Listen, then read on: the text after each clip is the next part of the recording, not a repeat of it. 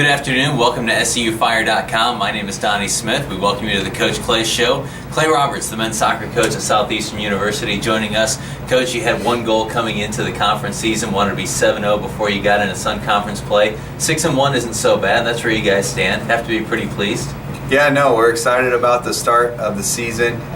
Had a kind of a roller coaster in the start with so many games front loaded, and so it's great to set the goal and then almost reaching it. 6-1 is a good place to be. Along those lines of a lot of front loaded games, last weekend playing Friday night, then Saturday afternoon, back-to-back games. Kind of walk us through some of the challenges that had on your team. Yeah, the biggest challenge for us in the back-to-back game is the recovery time. We were conscious of that and tried to develop a game plan going in and treating both games together. And so I couldn't be more pleased with the guys, the way they responded in both the games to produce 3 goals in both games. With such little rest and a lot of fatigue in the group was a tremendous effort on their behalf. Friday's game, a 3-0 win over Bob Jones, the third shutout of the season already in your first 7 games. Obviously, the defensive effort was pretty good in that game. Yeah, defensively, I think that we continue to get better. That's a good sign coming into conference play with such a tough conference to compete in. I think we all understand the responsibilities and what we're asking them to do as far as cover goes, and we're communicating well. That's a big key component that probably oftentimes goes unnoticed, but they're understanding, communicating well. So defensively, we feel good. The offense has really kind of been the story in these first 7 games. You're 7th in the country right now in scoring in the NAIA, but you've had 2 Sun Conference Defensive Players of the Week, and Shane Jones opening up the season, and now just this last week, David Danahy. Obviously, it's working for you on both ends if the conference is recognizing the defensive guys. Those are, I hadn't heard those. Those are interesting stats, and I couldn't be more thrilled with the balance in the team. We're playing a system that asks us to get forward and be creative and dynamic and asks a lot on the defensive side. And so, to have good balance in the team is going to help us as we get into the long run. And then on Saturday, as you mentioned, a 3-1 win and a non-conference game against Warner. The way the game was played, it didn't look like a non-conference game. Both teams really went at each other pretty hard. Tough-fought win for you guys. Definitely a hard-fought game.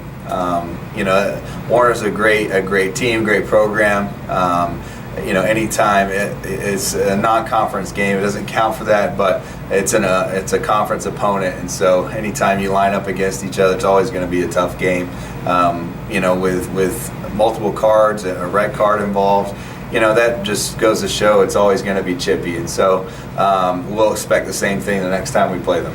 It seems like every week we're talking about Garrettson Crane, just a sophomore, but with 13 points, leads the conference right now in scoring. You ask a lot of him every game in that midfield position. Seems like times he's playing end line to end line, but hasn't really shown much sign of dropping off at all. No, Garrettson is understanding his role. He's understanding a lot, that he can get forward a lot in the appropriate time. And to be as versatile as he is, to play from a wide position, to float inside. I can think of goals that he's had where he's come from the width and some where he's come centrally, and he's been able to play a few different roles for us. But his versatility is a credit to him and his hard work. And so, I'm not surprised that he's doing as well as he is. I anticipate even in the spring season, Garrettson having a tremendous year this coming year. So I'm excited for him.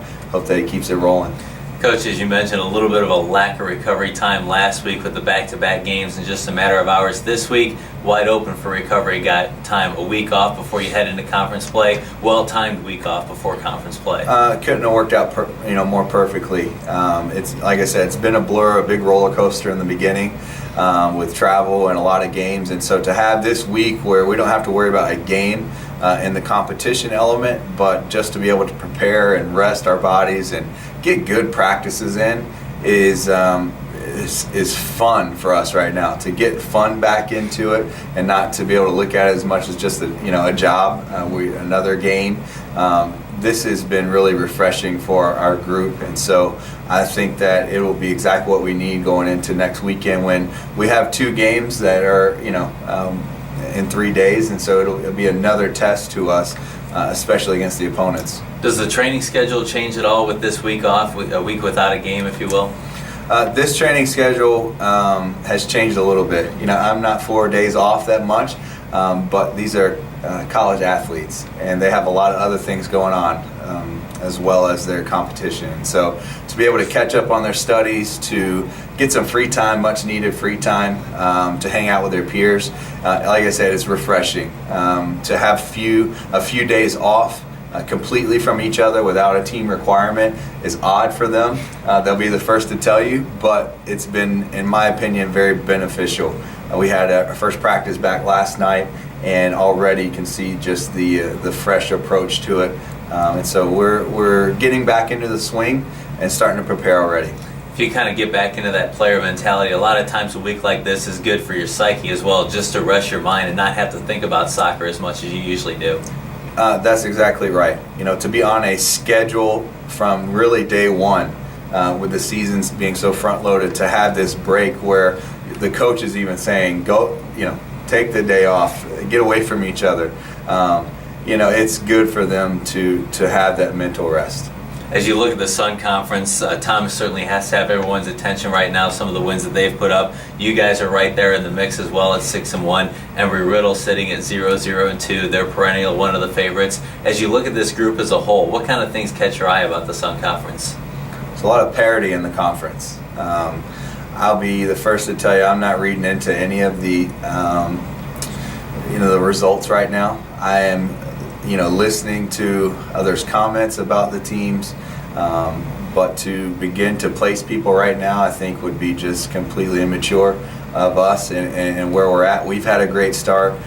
Thomas is off to a great start with multiple wins against top 25 teams, themselves being ranked. Obviously, they have our attention. We play them in a week, and so we're just sticking to our philosophy of one game at a time. We're going to focus on SCAD. They are a tremendous opponent, receiving top 25 votes in the preseason. It'll be a tough game, and then to stay focused one game at a time is going to be beneficial to us. With so much parity in the group, it would be easy to try to say this group will finish here, here, and here. It's just way too early, and so we just try to remain focused. As you head into the conference schedule, what kind of things do you still want to focus on with your team as you guys get ready to take on the rest of the league?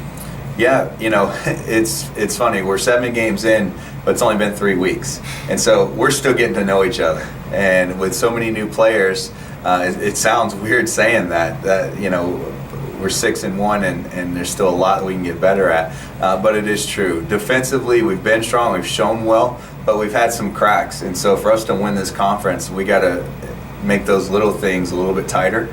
And offensively, producing a lot of goals, but yet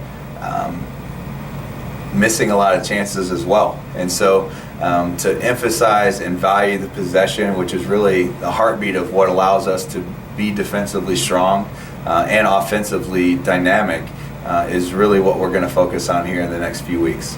You guys have played off campus, practiced off campus, trained off campus all throughout the year. Just a couple of chances to get close by and be on campus. Your guys have handled that really well, and they've got to be looking forward to playing on campus next week. They have. I want to give them credit, to have a delay in the stadium and think those things happen, and we've talked about it's out of our control. And so the things that we can control are the things that we need to grab hold of and work hard at. And so if we have to drive 15 minutes down the road, it's really not a big deal. And I've tried to stress that. And so the guys have really just bought into what we're doing and really have looked past it. It's actually become a time to talk about practice in that ride over and talk about practice on the ride back. And so I'm grateful for the time. And to make something that may be viewed as a negative a positive is really what we've tried to do. We're thrilled to be back on campus. Even just practicing last night was just so much different. The attitude in the group, there was a lot more energy. And so if we're going to get a lot more energy like that coming back on campus, I'm really excited to see how we're going to play come next Thursday night. Come next Thursday, Savannah College of Art and Design comes to take on the Southeastern men's soccer team. Coach Clay Roberts joining us once again here on the Coach Clay Show. Check us out again next Tuesday.